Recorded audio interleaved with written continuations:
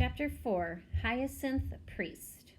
Jeremy stared at the direction sheet. The top of the page had changed. Where it once read, How to Hatch a Dragon's Egg, it now said, The Care and Feeding of Dragons.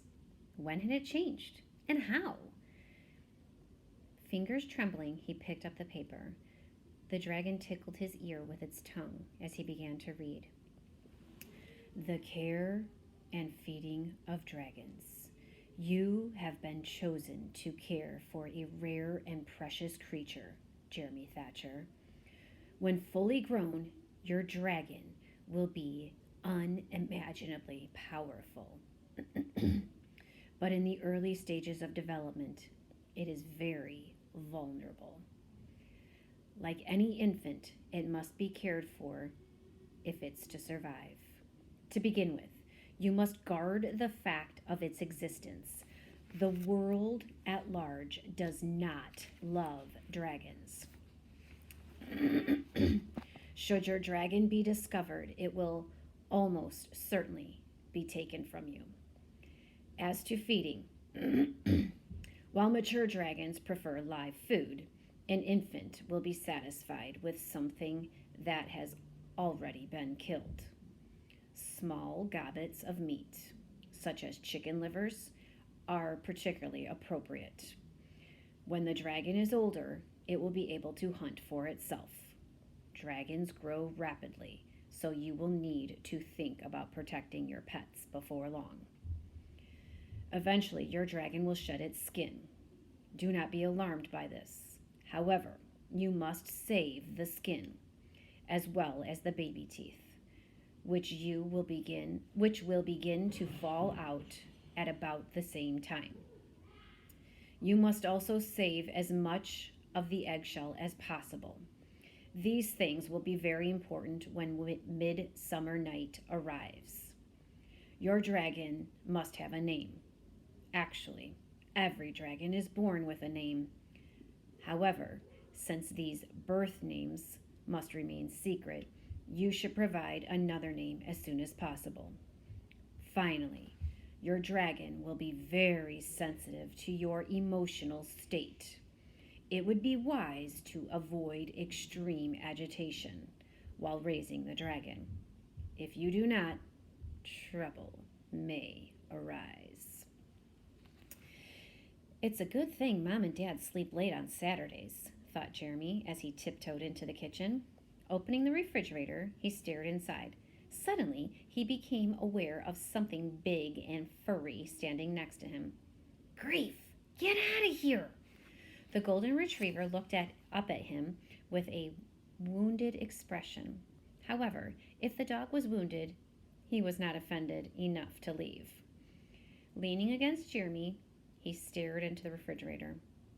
Boy and dog moved their heads in unison as they scanned the lower shelves of the refrigerator, which were filled with plastic containers. Jeremy knew that most of them held stuff like leftover rice pudding, but he knew too that there must be some chicken livers here. His father ate them all the time. Gathering his courage, he pulled open the meat tray. There they were! Jeremy shivered as he pulled the container out of the fridge. Gross! He moaned as he opened it and actually saw the chunks of slippery purple meat. How can Dad even touch these things? He thought, much less eat them. His revulsion was multiplied when he felt something wet on his bare foot, and he looked down to find Grief was drooling on him. Jeremy shook his foot. The glob of slobber spread out a bit, but otherwise stayed in place. He pulled a paper towel from the roll sitting on the counter and bent down to wipe his foot. You make me sick, he hissed at his dog. The dog licked his face. Totally disgusted, Jeremy pulled one of the chicken livers out of the container and threw it across the room. Grief ran after it with such lust that he smashed into a cupboard. What's going on down there? Jeremy flinched.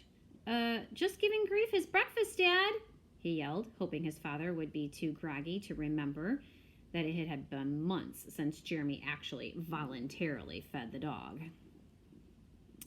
Well, do it a little bit more quietly. Some people are trying to sleep around here. Okay, Dad, sorry about that. Jeremy waited, but there were no more words from upstairs. He relaxed. His father must have collapsed back to sleep. Walking on his tiptoes, he led Grief outside and clipped his collar to the chain attached to the corner of the garage. He slipped back inside, gently pulling the door close behind him. That was better. He would never get these stupid things upstairs with Grief around. Back at the counter, Jeremy pulled out 2 more livers. Ugh, they feel as bad as they look. Quivering with disgust, he dropped the cold meat onto a saucer, then put the container back into the fridge. Picking his way through the cats, he shut the kitchen door and started up the stairs. When he entered his room, the dragon was nowhere to be seen. Where did it go? He thought desperately. He was heading to his desk when he heard a soft hissing. Looking up, he saw the dragon swooping toward him, its pointy red wings stretched to the full. Yow! Jeremy cried, jumping back. The dragon landed on the edge of the saucer and began to nip at one of the chicken livers. Jeremy held the saucer at arm's length.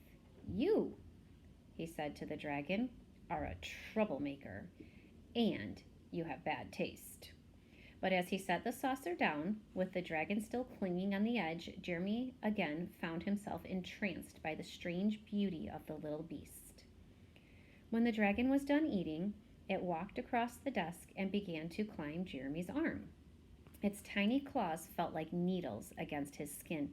Ouch! Cut that out! The dragon ignored him. It continued up his arm until it reached his shoulder, where it settled down with a little sigh, then sent a puff of hot air across his cheek. Jeremy slid the saucer aside and pulled the instruction sheet out of the desk drawer. Your dragon must have a name, he read out loud. He reached up to pat the little animal, which had curled up on his shoulder. What about it, beastie? What should we call you? To his surprise, the dragon answered him. The answer did not come in words. It came as a feeling of not knowing that reminded Jeremy of the blank sensation he got whenever Mr. Seigel called on him during math class. He turned his head and looked at the dragon out of the corner of his eyes. It yawned, opening its mouth so wide that Jeremy could no longer see the jewel-like eyes. Jeremy laughed. It had never occurred to him that a dragon could be cute, but this one certainly was. At least, it was now. He wasn't sure what it would be like when it got bigger. Maybe being small made things cute. I suppose that's true, he said out loud, thinking about all the women who were always coming up to him and pinching his cheeks and telling him how cute he was, as if being cute was something wonderful. Personally, Jeremy hated being cute, and he hated being small. At least you'll grow out of it, he said to his dragon. He thought about that for a second. The dragon might stop being cute fast once it started to grow. The idea was frightening. Just how big was this thing going to get? Other than mentioning that it would be large enough to eat family pets, the care and feeding sheet wasn't very specific about growth. Nothing it said indicated the upper limit of the dragon's size. Would it be as big as a car? As big as a bus? Or a house? It was time to do some research. Since Jeremy's bike was broken, he had to go to the library on foot. The head librarian was just taking down the sign that said closed as he arrived, puffing with exhaustion from having run all the way. She took one look at him and said, "Overdue homework, Jeremy?" He shook his head. I just need to find some stuff out." "It's wonderful to see someone so hungry for knowledge," she replied, sounding as if she didn't quite believe him. Jeremy gave her a fake smile and headed to the back of the library. His smile became real when he saw the long-haired children's librarian. She was sitting at her desk and staring at a book with a look of fierce concentration. The sign on her desk said, Miss Hyacinth Priest. Jeremy crossed the room quietly and stood by Miss Priest's desk. After a moment, she looked up. Good morning, Jeremy. Her voice had a hint of music to it, and he always liked to hear her talk. Have you come to do some artwork? He shook his head. New topic today. I need to find out about dragons. Miss Priest looked up at him carefully. Fascinating creatures, aren't they? Let's see what we can dig up. She stood towering over Jeremy and led him past rows of books until they came to the section she was looking for. She bent forward to scan the shelves, causing the blue beads of her long, dangling earrings to brush the sides of her face. Aha, she said, reaching out to snatch up the thin book. I thought you might be hiding here. Without looking up, she handed the book to Jeremy. Now, where's your friend? She muttered. Spus doesn't like libraries, said Jeremy. He didn't realize that she wasn't actually talking to him. She was talking to the book. Suddenly, her hand darted forward. Here we go! She handed Jeremy a second medium-sized book. A wonderful red dragon reared across the green cover, its claws outstretched, a shaft of flame rocketing from its mouth. Jeremy wished desperately that he could draw like that.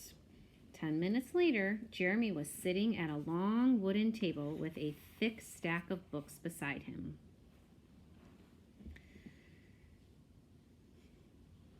He opened the first and started looking for something, anything that would tell him what to do with his dragon. He had no idea how long he'd been reading when a little something happened. His concentration was interrupted by a pang of hunger shooting through his stomach. He closed the book and rubbed his belly. How long has it been since I ate? He glanced at the clock on the wall. He was surprised to see that it was only 10:15. He decided to read a little bit longer. He was enjoying the books, even if they didn't provide much information. The only problem was that in almost every story, the dragon got killed at the end. Usually with good reason, since most of them were extremely nasty. About the only good dragons he found were Chinese dragons. He wondered if dragons were really that terrible, or if people just said bad things about them because they looked scary. More to the point, what was his dragon going to be like? Opening the green book, Jeremy found a story about a dragon named Nidhogg. He wrote the name on his notepad.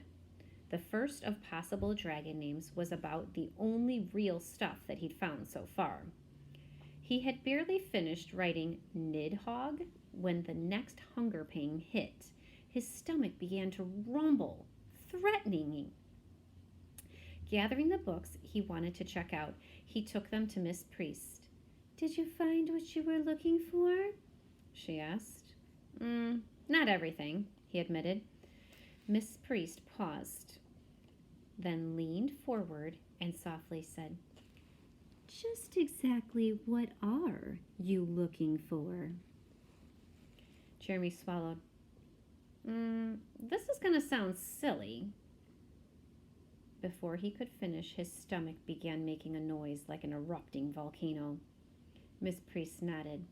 Very silly, she said. Jeremy blushed. I mean, my question will sound silly. The librarian looked him directly into the eyes. No question is silly if you really want to know the answer, she said fiercely. Okay, Then what I want to know is, do you have anything about how to raise a dragon? Miss Priest smiled. Of course, she said softly. The end.